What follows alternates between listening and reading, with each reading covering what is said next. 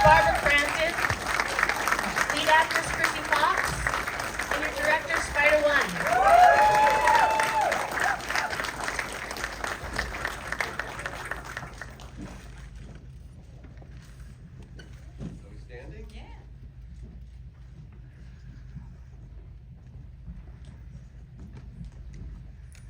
The music was good though, I thought. Our composer was Roy Mayorga, who was a drummer for bands like Ministry and Stone Sour and Jerry Cantrell, and who knows, he could write music for movies too. Yeah. Oh my God, I'm so excited! You did good, Barbara. She did so good. What a movie! What a performance! And everyone had to have fallen in love with Chaz, right? So cute. We'll never eat ice cream again. Spider, do you want to talk about a little bit about the interplay between the four of you and how this came together? Well, how it came together, God, I mean, like everything we do, I mean, we were all always friends first. We all start, whenever we make a movie, we go through our short list of people that we love and people that we hang out with and are friends with, and we're all friends. And so I'm fortunate enough to be surrounded by tons of talented people. But I mean, the inspiration for this movie clearly is the struggle to protect somebody you love, and when seemingly the entire world can be coming down on you in judgment of others, and whether it be family or strangers. And this idea of family, you know, and sometimes we all grow up with this idyllic idea of what family should be because we watch it on TV all our lives, and sadly that doesn't always happen, you know, and we do the best we can to create the best life we can, and sometimes you got to take a bite out of a monster's fucking arm to survive, and that's what you do. If that made any sense. Krsy, you're on screen a lot here. Can you talk about just diving deep into that role and what your process is like? Yeah, I mean, I've said this a few times now talking about this movie. This was by far, out of anything I've ever done, I just really gone to a dark place with this character, and I just sort of lived in it. And when the movie ended, it took me like over a month to get back to normal and just start readjusting. It was a lot of heavy material, and I'm truly in every scene but one, so it was a lot. I mean, we shot this movie in a very short amount of time too. We had no days off, and we just 12 days, yeah. Yeah, it was crazy. So yeah, I mean, I connected so much to this script and this character. I'm a mother, and I just, you know, everyone knows I'm a super helicopter parent, so I would do anything for my kid. And so when I read this, I was like, I have to do this. I have to play this character. You know, and you have to really just be willing to look terrible and be like the absolute most disgusting version of yourself, because, you know, you have to put that out there, and I wanted it to feel really real, and it really did feel real. I can tell you the first scene I shot with the monster was that opening scene where I opened the door, and the first take was my coverage, and it was just darkness, and I could just hear his voice. And I knew what he looked like, but I couldn't see him. And that sort of set the tone for, I was scared the whole movie, like on edge all the time. And then that moment when Heather Langenkamp came in, I was like, wow, no one's been nice to me this whole movie. It was sort of just like amazing, and she's so warm. A lot of it just sort of felt very natural because I had this amazing supporting cast that was coming to me, and, you know, I didn't think I could hate Barbara, but she really made me hate her, you know? I didn't think that was possible. She was just doing her job. Yeah. And, you know, I've never thought I would seduce Chaz, but I did. So, yeah, no, it was great. And that was sort of the fun thing about this movie, is we always had new characters coming in almost every day. So it was like, oh, who is it today? And we did all the monster stuff very early. So then after that, I was just a shell of a human, basically. Barbara, could you talk about your scenes together with Krsy? I mean, Krsy and I have been friends for a couple of years, and I was just really easy. I just felt really comfortable with you, and, you know, comfortable with you, Spider, and I just, you know, the whole process was really amazing with you guys. And I know there's a lot of young filmmakers here and people that are trying to make their movies, And I just want to give a shout out to these guys because they just do it. I don't know if you are aware, but Spider is a writer and director, and Krsy taught herself how to do all the post-production. I mean, all of it. She didn't know how to do editing, but she taught herself how to do that. She did all the sound, and she did the color and the songs. And she acted in it. And, you know, they just didn't have a lot of money for this, and they just went out and they said, we're gonna make this movie, and it doesn't matter, just come on, let's go. They don't let anything stand in their way, and I just feel like I'm here, especially for this movie, to support them and to be standing next to Chaz and just say thank you, and I'm in total admiration of you both for creating this movie and for what you did for yourself. Come on! Thank you. So sweet. Thank you, Barbara. On as an actor or as an executive producer first? It was kind of at the same time. I mean, I had, was an executive producer on, Bury the Bride. So I just kind of took that money and just rolled it back into this film. And, yeah, and then saw the script and the part that I was playing, and you know, it was a great part. It was funny and weird to do that with Krsy. But We're like really best friends, like us, Yeah. all of us in real life. So yeah, it was very weird to be feeling Chaz. Yeah. It was really weird, but we got through it, and I mean, I think it's great. You know, our chemistry is. And there's the part where she has to carry him or drag him down the stairs, Yeah. and that we had no gags for that. We spent a couple hours trying to rig up some kind of piece of cardboard or something, nothing was working. So it's just actually. We both could not walk for 3 days. It was horrible. Like, sorry, Chaz. And I heard the chiropractor bills were kind of expensive. Yeah. We should just give a shout out to Cher as well, who's our other executive producer, is not here. And She's also here right now, everybody. Yeah, welcome out.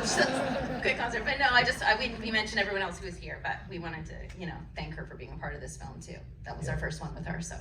Do any of you all have any questions for these folks? Yes. Yeah, I just had a question regarding the demon itself. Like, what was it that inspired, like, the general look and, like, his voice, like, the acting he used, and, like, Yeah. what kind of went into, like, the general design? Like, what were some of the inspirations for it? Yeah, sure. Well, I mean, we, as probably everybody in this room, have seen a million horror movies, and and it's very difficult to carve out something original because we've seen it all. But I always think that there's two main types of monsters, right? There's the silent killer, the Jasons and the Michaels, and then there's tends to be the sort of wisecracking Chuckies and Freddys. And I really wanted to create a monster that was articulate and manipulative, and his psychological torture equaled the physical torture.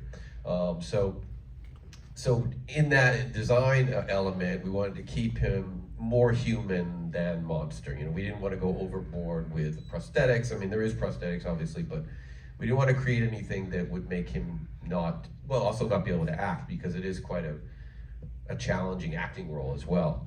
So really it was just a balance of finding, a really sweet spot to try to make a smart monster that felt like a real person, but not quite human. I mean, I'd say like maybe Nosferatu in terms of the look was an influence, yeah, so. Thanks. Yeah, for sure. Yes, back there? It sort of feels when Aguirre talks about Jack, like there's a history there that involves Jack's death.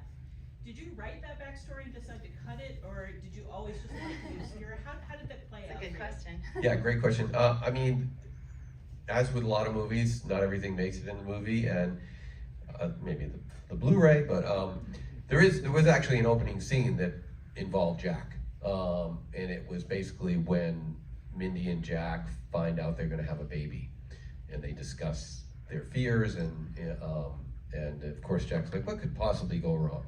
So.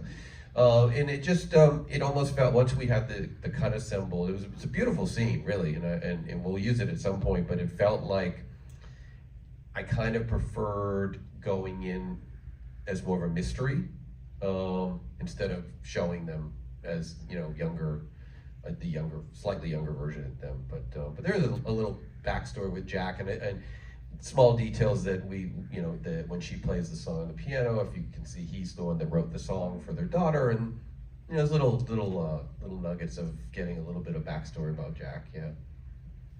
I saw a hand there. The costuming and the set design were gorgeous. I was curious what the draw was for setting it in the late 70s, I think. Yeah. Yeah, what was that? I mean, I am a child of the 70s. I have an incredible affection for that time, the look, the feel, the vibe of it. I think conveniently for horror movies too, it eliminates technology, so there's no computers and cell phones, and I think there's something a little bit more mysterious about. I mean, you know, if one thing movies are for me, it's the closest to time travel you can get. So if you watch a movie from the 50s, you feel like so. And aesthetically, you know, I like simplicity in films, and I think when we set out to make this movie and discuss with Andy, our DP, that we didn't want to shoot anything that they couldn't have shot in 1979. In other words, you know, that's why there are no drone shots, there's none of that stuff. We kept it very, very simple. And the costumes were fun. I found every single piece of clothing. It was insane. Yeah, just, you know, going through. I hated that jean skirt. Oh my god. She hated the clothes. I thought she looked great in it. I don't know. Yes. So I can't help but ask, and congratulations, spectacular achievement. Speaking of the period, what are the odds we're going to jump ahead to the 80s or 90s and see a sequel with the grown-up daughter, Angel? Well, Angel, was I just talking about that last night? Yeah.